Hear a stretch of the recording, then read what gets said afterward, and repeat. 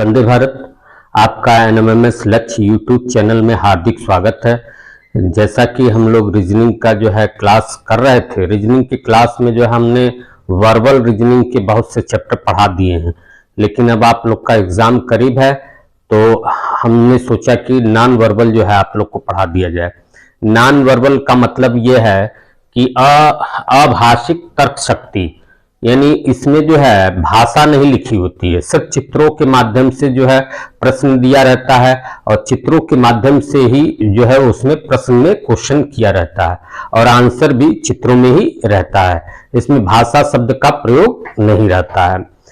ठीक है, तो ये ऐसे क्वेश्चन जिसमें भाषा का प्रयोग नहीं किया जाता है, ऐसे क्वेश्चन नॉन वर्बल के अंतर्गत आते हैं। और ये जो नॉन वर्बल के प्रश्न होते हैं ये कुल जो है 11 टाइप के होते हैं, लेकिन यहाँ पर मैंने अपने ब्लैक बोर्ड पर जो है इन्हें समराइज कर दिया है और समराइज करने के बाद जो है कुल 7 प्रकार में जो है रखा हुआ है। ठीक है, ये मैं 7 प्रकार का नाम यहाँ पे आप लोग को बता दे रहा हूँ, क्योंकि धीरे धीरे करके मैं 7 पर जो है वीडियो बनाऊंगा। और जो अभी आपके जो है पेपर में एनएमएमएस एग्जाम में जो आता है वो ये जो है ये जो पहला वाला लिखा हुआ है, पहला पॉइंट, दूसरा पॉइंट और तीसरा पॉइंट, यही ज्यादातर जो है आपके एनएमएमएस एग्जाम में पूछता है। और आज तक के पीछे के 10 साल के पेपरों में मैंने देखा और उसको जो है समालोचित किया। समालोचित करने के बाद पता चला यही 3 टाइप, पहला, दूसरा और तीसरा, इसी पे सारे प्रश्न जो है आए हुए हैं। तो जो है पहले हम इनके टाइप जान लें कुल कितने हैं, फिर उसके बाद जो है हम थोड़ा और आगे की बात करेंगे। पहले देखिए, जो पहला टाइप है इसका वो आकृति श्रृंखला पूर्ण करना, यानी कुछ आकृतियां दी होती हैं, चित्र दिए होते हैं, उनमें जो है वो चित्र जो है 3 या 4 होते हैं, उनमें कुछ जो है समानता होती है, कुछ जो है नियम के अनुसार उनमें पैटर्न जो है आगे की ओर बढ़ता है। ठीक है, और जो है यही समानता जो है हमको जो है ऑब्जर्व करना होता है, देखना होता है, उसको पकड़ना होता है और उसके आधार पर विकल्प दिए होते हैं, 5 विकल्प दिए होते हैं, उनमें से 5 विकल्प में से हमें चुनना होता है कि अगली आकृति कौन सी होगी।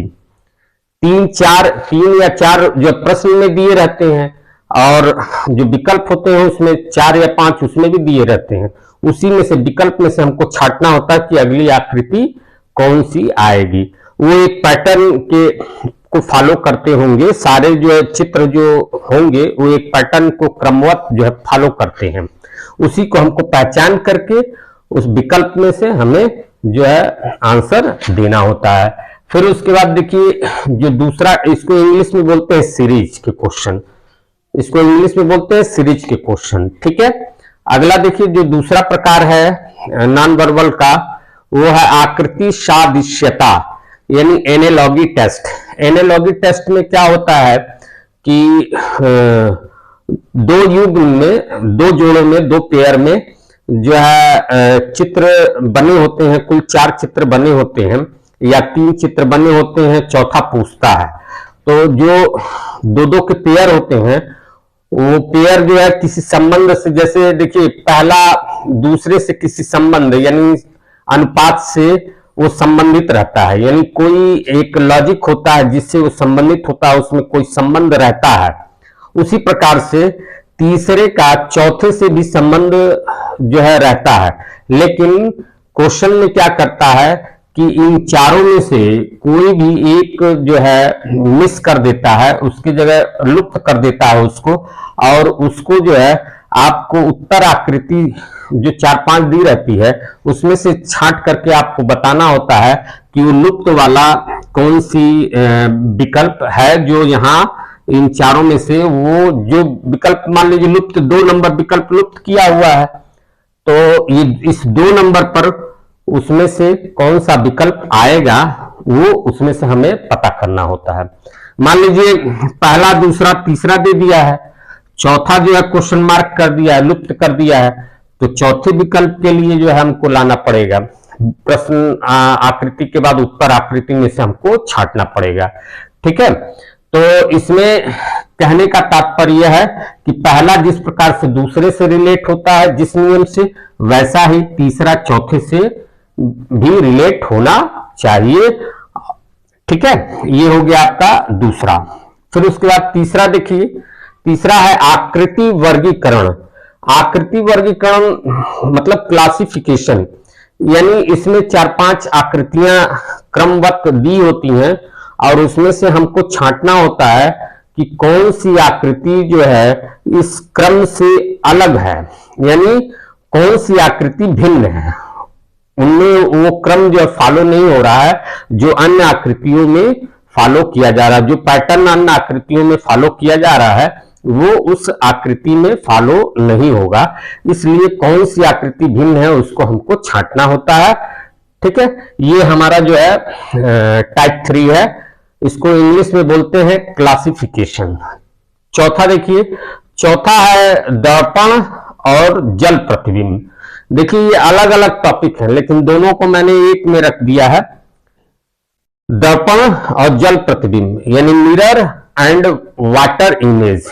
ठीक है, तो इस पे भी प्रश्न बनते हैं। इसमें मान लीजिए कोई आकृति है, उस आकृति को आपको जो है दर्पण के सामने रखने पर उसका क्या प्रतिबिंब बनेगा, उसको हमको जो है विकल्प में से छांटना होता है। प्रश्न दे दिया, मान लीजिए कोई आकृति दे दी और उस आकृति को हमको जो है विकल्प में से ये छांट करके पहचानना है कि कौन सा जो है दर्पण का प्रतिबिंब होगा, यानी दर्पण में उसका क्या फिगर बनेगा, जो आकृति प्रश्न आकृति है उसका क्या फिगर बनेगा। वही काम सेम जो है जल प्रतिबिंब का भी होता है। इसमें भी जो है प्रश्न आकृति का हम लोग जो है दर्पण में क्या प्रतिबिंब बनेगा इसको पहचानते हैं विकल्प में से। ठीक है, तो इस प्रकार से हमारा ये चौथा टाइप हो गया। फिर पांचवा देखिए, पांचवा जो है कागज मोड़ना तथा कागज काटना, यानी paper folding and paper cutting. ये आपका दो टॉपिक एक में है, कागज मोड़ना तथा कागज काटना। इसमें क्या होता है कि कागज फोल्डिंग वाले में एक पारदर्शी कागज होता है, उसमें बिंदुमय कुछ रेखाएं कुछ आकृतियां जो है बनाई जाती हैं और उसको जो है फिर कागज को जब मोड़ा जाता है तो आकृति किस प्रकार से जो है बनेगी, ऐसा क्वेश्चन उसमें रहता है। और यही चीज है कटिंग में भी, इसमें भी जो है कागज को मोड़ने का तरीका बताता है, कागज को किस प्रकार से मोड़ा जाए, किस प्रकार से काटा जाए, और जब उसको क्रमवत खोला जाएगा तो कागज में कौन सी आकृति बनेगी वो कटिंग में आता है। ठीक है, इसमें उस टाइप के प्रश्न आते हैं। फिर उसके बाद देख रही आपका जो अगला छठवां टाइप है वो आकृति पूर्ण करना, यानी कंप्लीट फिगर।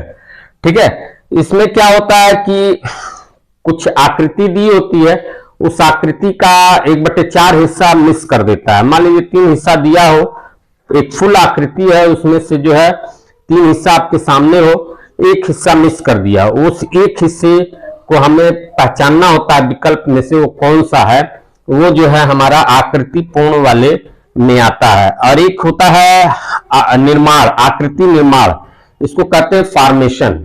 इसमें क्या होता है कि जैसे मान लीजिए कुछ छोटी छोटी आकृतियां होती हैं और उन आकृतियों को इकट्ठा जब हम कर लेते हैं तो एक पूर्ण आकृति जो बनती है उसका रूप किस प्रकार से होगा वो जो है हम लोग इसमें जो है आकृति पूर्ण निर्माण में जो है पढ़ते हैं, यानी जो है कंप्लीट फिगर फॉर्मेशन में, फिगर फॉर्मेशन में उसको पढ़ते हैं। जैसे मान लीजिए मैं उदाहरण देता हूं, एक प्लेट है, हल्का सा थोड़ा सा नीचे गिरा और टूट गया, उसके 3-4 टुकड़े हो गए। अब उस प्लेट के वो 4 टुकड़े मान लीजिए थोड़ा दूर दूर रख दिए गए और उसके बाद उसको सजा करके कहा जाए फिर से जो है प्लेट बना दीजिए, तो इस तरीके से फॉर्मेशन वही प्रक्रिया है, छोटी छोटी आकृतियों को फिर ला करके जो है एक निर्माण कर दिया जाए, जो पहले की चीज थी वही चीज पुनः प्राप्त कर लिया जाए। फिर ये 2 टॉपिक है इसमें, आकृति पूर्ण करना और आकृति निर्माण करना, ये दो टॉपिक है, दोनों मिला करके मैंने एक कर दिया। फिर उसके बाद देखिए 7वां है छिपी आकृति ज्ञात करना, यानी हिडन फिगर्स। हिडन फिगर्स में जैसे एक प्रश्न आकृति दी होती है, उसमें कुछ फिगर दिया होता है, ठीक है, और उसके बाद 4-5 विकल्प में आंसर आकृतियां होती हैं, उनमें पहचानना होता है कि जो प्रश्न आकृति है वो 4-5 विकल्पों में से किस विकल्प में प्रश्न आकृति जो है समाहित है, यानी उसमें उसी के अंदर वो छिपी हुई है वो आकृति, ठीक है। तो इसके अंतर्गत 7वें के अंतर्गत हम लोग छिपी आकृति ज्ञात करना सीखते हैं, यानी इसको बोलते हैं हिडन फिगर। इस प्रकार से जो है पूरे जो नॉन वर्बल रीजनिंग है, यानी अभाषिक तर्क शक्ति जो रीजनिंग होती है, इसमें कुल 11 टाइप के क्वेश्चंस होते हैं, ठीक है। मैंने जो है उसको जो है 7 टॉपिक के अंतर्गत जो है रख करके आपको बता दिया है, और इसको क्रमबद्ध हम लोग पढ़ेंगे, लेकिन पहले वो पढ़ेंगे जो एनएमएमएस एग्जाम में जो है पहले आए हुए हैं। हालांकि कोर्स में तो सब कुछ है, ऐसा नहीं है कि यही 3 पहले आए हुए हैं ऊपर के 1, 2, 3, यानी आकृति श्रृंखला पूर्ण करना यानी सीरीज, एनालॉजी टेस्ट और क्लासिफिकेशन, इसी के क्वेश्चन जो है एनएमएमएस एग्जाम में पहले आए हुए हैं, पिछले 10 साल के रिकॉर्ड में यही है। लेकिन ऐसा कुछ मना भी नहीं किया गया है कि जो है इसके सिवाय और नीचे की जो है टॉपिक से जो है क्वेश्चन नहीं बनेंगे। तो क्वेश्चन किसी भी टॉपिक से बन सकते हैं, लेकिन फिलहाल हम लोग जो है जो पहले 10 साल के आए हुए हैं, पहले इन तीनों को जो है पढ़ेंगे। ये 3 टॉपिक जो है पहले पढ़ेंगे, फिर उसके बाद जो है क्रमवत नीचे की टॉपिक पे आएंगे। ये टॉपिक काफी महत्वपूर्ण है, क्योंकि नॉन वर्बल रीजनिंग से पूरे एनएमएमएस एग्जाम में कुल 25 नंबर के क्वेश्चन आते हैं, और 25 नंबर जो है 90 नंबर में 25 नंबर बहुत महत्वपूर्ण स्थान रखता है। अगर आप इसको अच्छे तरीके से पढ़ेंगे, इसके क्वेश्चन अच्छी तरीके से लगा पाएंगे, तो आपके लिए पास होना और मेरिट में स्थान बनाना बहुत आसान हो जाएगा। ठीक है, चलिए तो फिर पहला टॉपिक जो हम लोग लेंगे आकृति श्रृंखला पूर्ण करना, यानी सीरीज के प्रश्न जो हम लोग करना आज सीखेंगे। आइए हम लोग जो पहला नॉन वर्बल रीजनिंग का जो पहला चैप्टर पढ़ेंगे वो जो है सीरीज पढ़ेंगे। सीरीज यानी आकृतियों को पूर्ण करना, एक श्रृंखला आकृति जो होगी उनको हम लोग को पूर्ण करना होता है। इसको हिंदी में बोलते हैं श्रृंखला, यानी उस श्रृंखला, देखिए यहाँ पे प्रश्न आकृति श्रृंखला है ये, और इसमें देखिए आकृतियां बनी हुई हैं ये, और ये जो 5वें स्थान पर जो है यहाँ पर प्रश्नवाचक चिन्ह लगा हुआ है, यानी यहाँ पर कौन सा जो है आकृति इन चारों में से, चारों विकल्पों में से आएगा। इस प्रकार का प्रश्न जो है सीरीज में यानी श्रृंखला नॉन वर्बल रीजनिंग में आते हैं। ऐसे प्रश्नों को जो है हल करने के लिए कुछ ट्रिक हैं जिनको आपको जो है माइंड में रखना होगा, और उन्हीं के आधार पर जो है प्रश्नों को जो है हल करना पड़ेगा।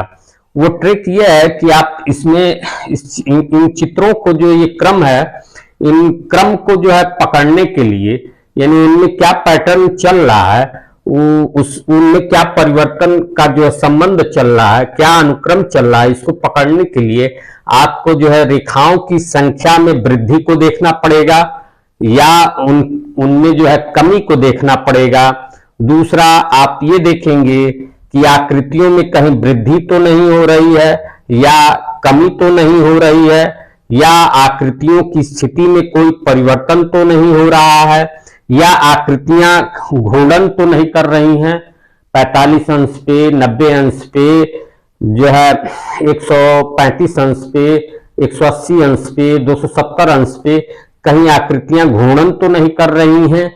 ठीक है, आकृतियों में वृद्धि और स्थिति परिवर्तन एक साथ दोनों हो रहा हो, ये बातें आपको अपने दिमाग में हमेशा रखनी पड़ेंगी जब ऐसे प्रश्न आप करेंगे। सीरीज के प्रश्न जब भी करेंगे ये बातें आपको अपने दिमाग में हमेशा रखनी होंगी, तभी आप इन प्रश्नों को जो है अच्छी प्रकार से कर पाएंगे। तो चलिए देखते हैं। चलिए ये देखिए सीरीज पे जो है श्रृंखला पर आधारित ये पहला प्रश्न है, जिसमें ये प्रश्न आकृति दी हुई है। ये प्रश्न आकृति में देखिए 1 2 3 4 चित्र बने हुए हैं और पांचवें स्थान पर जो है अगली आकृति कौन सी इन विकल्पों में से आएगी, ये इस प्रश्न में पूछा गया है। ठीक है, अब इसमें ये जो चित्र हैं, ये चूंकि सीरीज का प्रश्न है तो इनमें ये सारे ये चारों चित्र जो है किसी एक पैटर्न को फॉलो कर रहे होंगे। उस पैटर्न को हमको पकड़ना है, उसको जो है ऑब्जर्व करना है और उसी के अनुसार जो है हमको जो है पांचवें स्थान पर ये जो प्रश्नवाचक चिन्ह लगा है यहाँ पर जो है विकल्प का इन चारों विकल्पों में से चयन करना है। ठीक है, चलिए एक क्वेश्चन है प्रश्नाकृति। प्रश्नाकृति में आप देखेंगे कि एक ये दो रेखाओं की एल टाइप जो है एक रेखा बनी हुई है और उसके ऊपर जो है एक गोला बना हुआ है।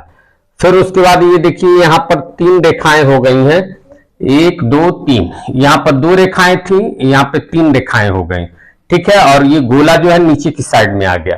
तो आप ये देखेंगे कि यहाँ पर जो है अगर हम इस वाले जो है रेखा को, जो एल टाइप रेखा है उस पर गोला है, अगर इसको हम पलट दें यानी उल्टा कर दें ऐसे, तो ये नीचे की तरफ चला जाएगा और ये वाला जो भाग है वो ऊपर की तरफ चला जाएगा, यानी पलटा गया है, अगले में पलट दिया गया है और साथ में एक जो है रेखा की वृद्धि कर दी गई है। ठीक है, यानी दो बातें जो है इसमें हो रही हैं। वो ये हो रहा है कि एक तो पलट दिया जा रहा है और दूसरा एक रेखा की वृद्धि हो जा रही है। फिर अगले में देखिए, फिर अब ऐसे पलट दिया गया है, ऐसे ये इसको पलटा गया है, इस वाले को पलटा गया तो ऐसा बना है। तो ये देखिए ये जो गोली है ये ऊपर की तरफ चली गई है और साथ में यहाँ पर 3 रेखाएं थी तो यहाँ पर 4 रेखाएं हो गई हैं। और फिर उसके बाद इसको जो है ऐसे पलट दिया जाएगा तो ये गोली वाली रेखा नीचे आ जाएगी और अभी तक 4 रेखाएं थी तो अब यहाँ पर 5 रेखाएं हो गई। देखिए 1 2 3 4 5, ये 5 रेखाएं हो गई। अब इसी पैटर्न को अब पैटर्न पकड़ चुके हैं। पैटर्न यही है कि जो है चित्र जो है एक बार ऐसे पलट रहा है और एक बार ऐसे पलट रहा है। ठीक है, और जो है ये जो गोली है वो एक बार नीचे जा रही है, एक बार ऊपर जा रही है। तो ये पहला पैटर्न है। दूसरा ये पैटर्न इसमें है जो है वो अनुक्रम है कि जो है इसमें रेखाओं की वृद्धि हो रही है।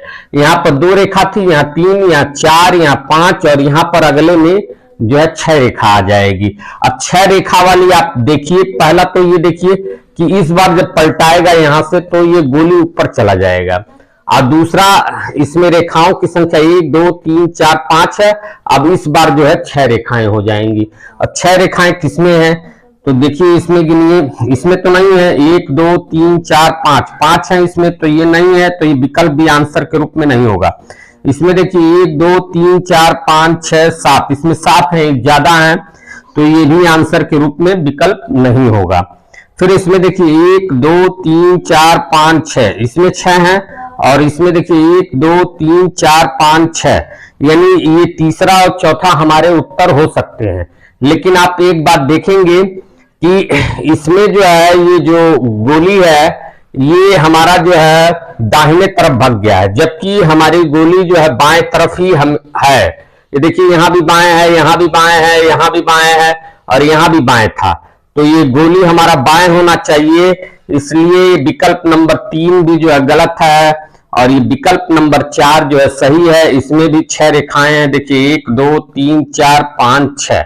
ठीक है, यही विकल्प नंबर 4 हमारा राइट आंसर है, यानी आंसर हो गया विकल्प 4। ठीक है, चलिए अब अगला क्वेश्चन हम लोग करते हैं। आइए अब हम लोग सीरीज का दूसरा प्रश्न हल करते हैं। ये दूसरा प्रश्न है। ठीक है, प्रश्न आकृति देखिए ये सामने है आपके। तो इसमें देखिए सबसे पहले एक जो है डंडी इसमें जो है एंटर करती है पहले डब्बे में, और उसमें जो ये गोला है ये ऊपर की तरफ है। फिर दूसरे में 2 डंडी हो जाती है, लेकिन जो पुरानी डंडी है वो दाहिने साइड में आ जाती है। ठीक है, और इस बार जो एंटर नया प्रवेश की है डंडी, वो उसका सिरा जो है गोला जो है नीचे की तरफ है, यानी एक बार ये ऊपर की तरफ से प्रवेश कर रही है और एक बार नीचे की तरफ से प्रवेश कर रही है इस डब्बे में, और पुराना वाला जो है दाहिने तरफ आ जा रहा है। फिर देखिए इसमें तीसरे वाले डब्बे में इस बार देखिए ऊपर से ही प्रवेश की है नई डंडी, ये डंडी नई जो है ऊपर की तरफ से प्रवेश की है। अब पुरानी दोनों डंडियां इधर जो है दाहिने तरफ आ गई हैं। पुरानी दोनों डंडियां देखिए यहाँ पे हैं, ये दोनों पुरानी डंडियां यहाँ पे हैं, और ये नया एंटर किया है, लेकिन विपरीत क्रम में, एक बार ऊपर एक बार नीचे, एक बार ऊपर इस बार नीचे। देखिए नीचे है, अब पुरानी ये तीनों डंडियां यहाँ पे आपको मिलेंगी। ठीक है, ये पुरानी तीनों डंडियां यहाँ पे मिल गई है। फिर उसके बाद ये देखिए इसमें जो है इस बार ऊपर की तरफ से एंटर किया है, ये नीचे था इस बार ऊपर। अब पुरानी ये चारों डंडियां यहाँ पर है। अब सीरीज के अनुक्रम को, पैटर्न को हम लोग पहचान चुके हैं और ये समझ चुके हैं कि इसमें एक बार जो है एक डंडी एंटर कर रही है, एक बार ऊपर एक बार नीचे, एक बार ऊपर एक बार नीचे, एक बार ऊपर, और इस बार नीचे डंडी होनी चाहिए। तो नीचे देखिए यहाँ भी है, यहाँ भी है, यहाँ भी है, ये तीनों है, लेकिन चूंकि हर बार एक आकृति की वृद्धि हो रही है, एक डंडी की वृद्धि हो रही है, तो यहां तक 1 2 3 4 5 डंडियां थी, तो इस बार 6 डंडी होनी चाहिए, और पहली डंडी का मुंह जो है नीचे की तरफ होना चाहिए। तो आप ये देखिए यहाँ पे 1 2 3 4 5 डंडियां हैं, तो ये आंसर हो ही नहीं सकता, हमें 6 डंडी वाला चाहिए। तो यहाँ देखिए 1 2 3 4 5 6, 6 डंडी है इसमें। और ये देखिए पहला, हाँ पहला नीचे से स्टार्ट है, ठीक है, क्योंकि इसके विपरीत में नीचे से स्टार्ट होना चाहिए। फिर उसके बाद इतना, ये पांचों जो है इसमें होने चाहिए। तो देखिए हाँ पांचों इसमें है, ये देखिए ऊपर वाला यहाँ, ये देखिए यहाँ, फिर नीचे, फिर ऊपर, फिर नीचे, फिर ऊपर। हाँ देखिए विकल्प नंबर 2 जो है इसका राइट आंसर है। ठीक है, तो इसका आंसर क्या हो जाएगा, इसका आंसर हो जाएगा विकल्प नंबर 2। ये देखिए सीरीज का जो है तीसरा प्रश्न है। ये प्रश्न आकृतियां हैं और ये उत्तर आकृतियां हैं। ठीक है, इसमें देखिए जो प्रश्न आकृति है उसमें 2 चित्र हैं, एक त्रिभुज का, एक आयत का।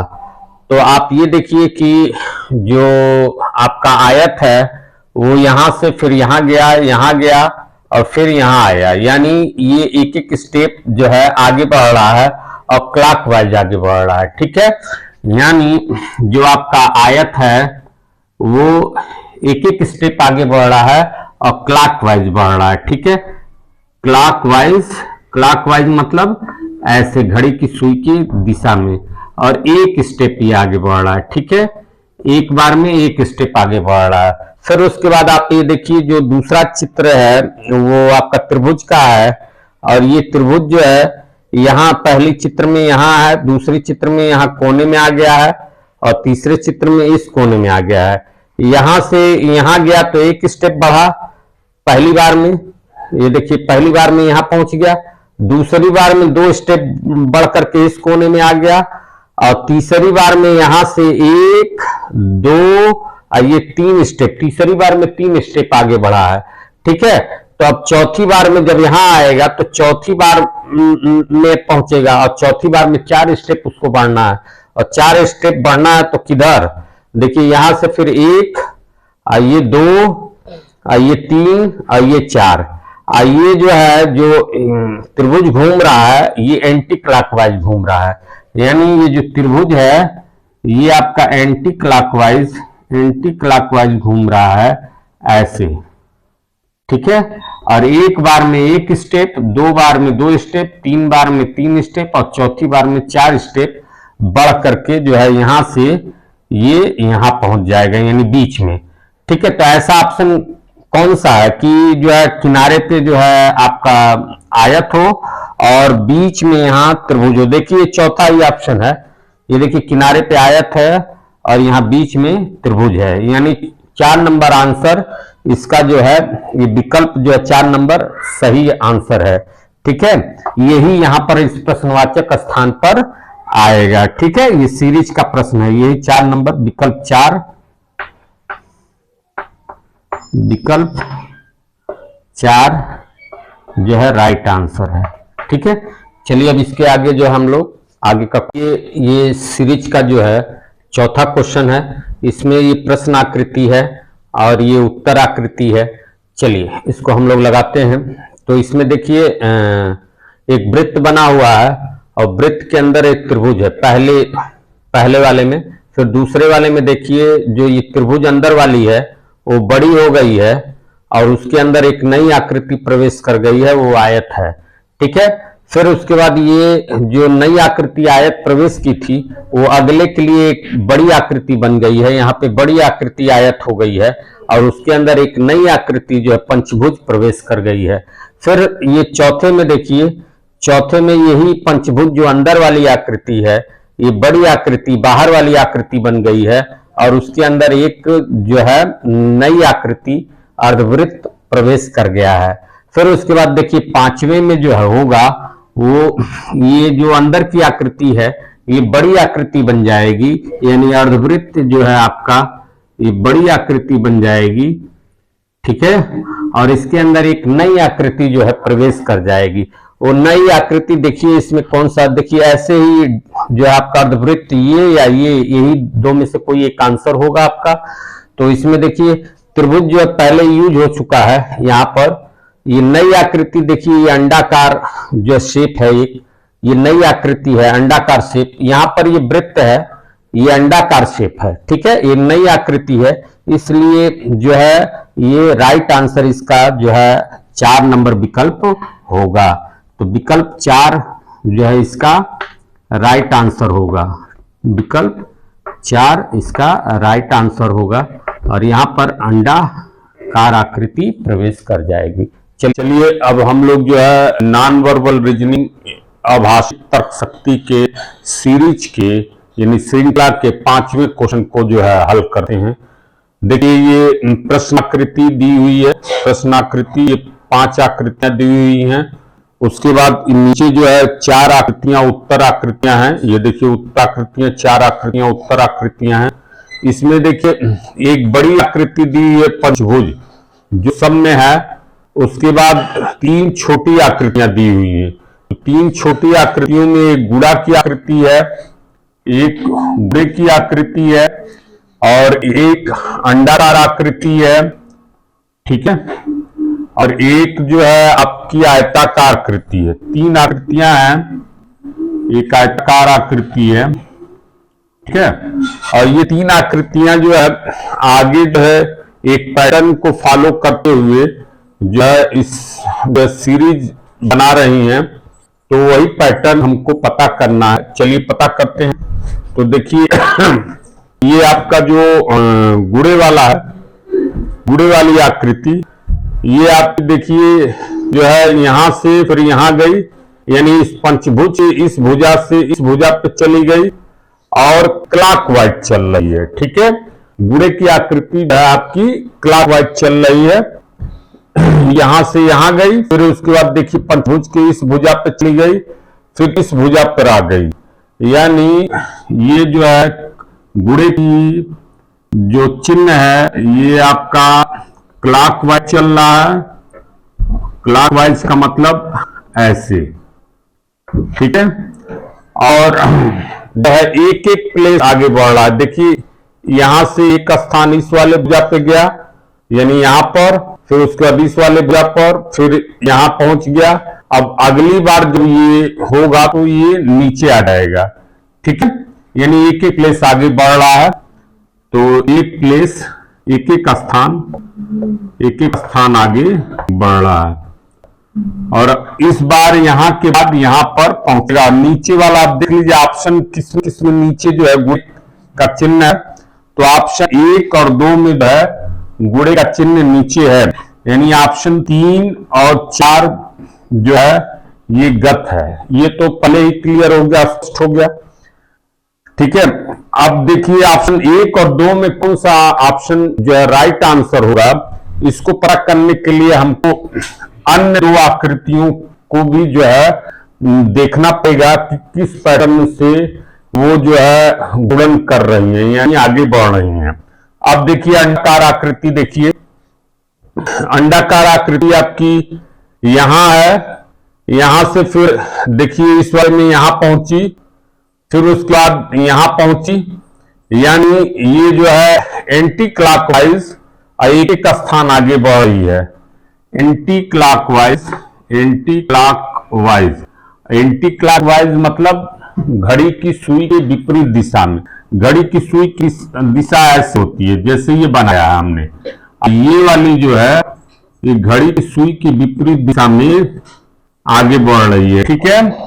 और एक एक स्थान आगे बढ़ रही है। देखिए यहां से गई यहां पर, देखिए यहां से यहां पर गई, फिर यहां से यहां गई, फिर यहां से यहां गई, अब इससे आगे यहां पर जानी है, यानी पंचभुज के इस भुजा पर इसको पहुंचना है। तो यहां पर देखिए किसमें है, देखिए एक वाले में भी है ये अंडाकार आकृति, यहां पर इसी भुजा पर, और यहां पर भी है, यानी इससे आपको पता नहीं चल पाया कि पहला आंसर है कि दूसरा आंसर है, ठीक है। यहां पर इसको भी लिख देते हैं, एक स्थान जो है आगे बढ़ रही है। फिर उसके बाद अब आ जाइए जो आयत पे, तीसरा चिन्ह आयत है आपका। देखिए पहले वाले में आयत यहां पर है, पंचभुज इस भुजा पे है, दूसरे वाले में ये घूम करके यहां पहुंचा है नीचे, तो कितने स्थान आगे बढ़ा है पंचभुज के, 1 2 तीसरे भुजा पर गया है, ठीक है। आयत तीसरे भुजा पे गया, अब किस दिशा की ओर जा रहा है, ये एंटी क्लॉकवाइज जा रहा है, ठीक है। ऐसे जो है एंटी क्लॉकवाइज होता है, ठीक है। ये एंटी क्लॉकवाइज जा रहा है, एंटी क्लॉकवाइज, यानी जैसे ये घूमा है वैसे ये भी घूम रहा है, ठीक है। अब पहली बार में ये आपका जो है यहां से नीचे पहुंचा, तो यानी 1 2 3 स्थान आगे बढ़ा है, ठीक है। फिर उसके बाद यहां से देखिए कहां गया, यहां से 1 और 2, ये जो है 2 स्थान आगे बढ़कर के पंचभुज की भुजा पर पहुंच गया, यानी एक स्थान कम होता जा रहा है। फिर यहां से देखिए जो है ये जो है यहां से फिर एक भुजा आगे जा करके पंचभुज की इस भुजा पर पहुंच गया है, यानी फिर जो है एक स्थान ये आगे गया है। तो इस बार अगली बार कहां जाएगा, ये यहां पहुंच गया है। अब पंचभुज में ये आगे की भुजा पर नहीं जाएगा क्योंकि एक एक कम होता जा रहा है, तो यानी एक में अगर जो है कम करेंगे तो वो वहीं का वहीं 0 स्थान पर रह जाएगा, यानी उसी स्थान पर रह जाएगा। जो स्थान एक में से एक घटाएंगे तो वही स्थान इसको मिलेगा, यानी ये जो आपकी आयत वाली आकृति है ये हमको ऑप्शन में यही मिलना चाहिए, क्योंकि इसमें अब परिवर्तन नहीं होगा। तो विकल्प 1 में ही आप देखिए आयत यहीं पर मिला है जहां पर जो है पहले था, तो विकल्प 1 आपका राइट आंसर है, विकल्प 2 गलत है, ठीक है। तो आंसर लिखिए विकल्प 1, विकल्प 1, ठीक है। इस प्रकार से जो है आज मैंने आपको नॉन वर्बल रीजनिंग के सीरीज चैप्टर के 5 क्वेश्चन जो है ब्लैक बोर्ड पे बताए हैं और अच्छी तरीके से समझा दिए हैं। इसको आप लोग वीडियो चला करके प्रैक्टिस करिए, देखिए किस प्रकार से जो है इसमें परिवर्तन हो रहा है, किस प्रकार से जो है इनमें संबंध आगे बढ़ रहे हैं सीरीज में, इसको जो है ऑब्जर्व करिए और इसी तरीके से आप लोग परीक्षा हॉल में भी जो है प्रश्न को करिए। सफलता आपको निश्चित तौर पर मिलेगी अगर आप लोग जो है प्रयास करेंगे, ठीक है। चलिए अब आज के लिए इतना ही, आगे जो है नेक्स्ट इसका पार्ट जो है हम अगली वीडियो में लेकर के आएंगे। तब तक के लिए वंदे भारत।